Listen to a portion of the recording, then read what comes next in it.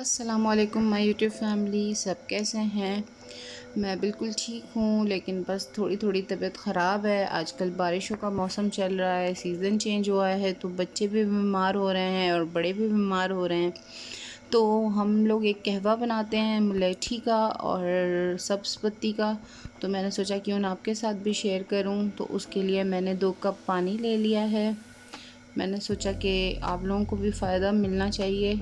आजकल जिस तरह का मौसम चल रहा है, तो ये कहवा बहुत फ़ायदेमंद होता है। ये मैंने 2 चम्मच चीनी ले ली है, ये थोड़ी सी सब्ज़ पत्ती ले ली है आधी चम्मच, एक दालचीनी का पीस ले लिया है, 2 इलायची ले ली है सब्ज़ छोटी वाली, एक मुलेठी का पीस ले लिया है, मुलेठी आपको आराम से मिल जाएगी पंसारी की दुकान से, 1 चम्मच सौंफ ले ली है।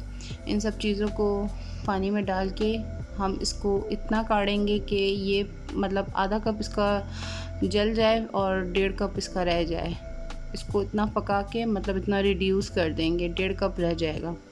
ये कहवा बहुत ज़्यादा फ़ायदा करता है। आजकल गले में भी दर्द रहता है, सीना मतलब ऐसा जलन होती है और सीना भारी भारी रह रहा है, बलगम वगैरह रह रहे हैं, तो इसके लिए ये बहुत मुफीद है। आप लोग ज़रूर ट्राई करें।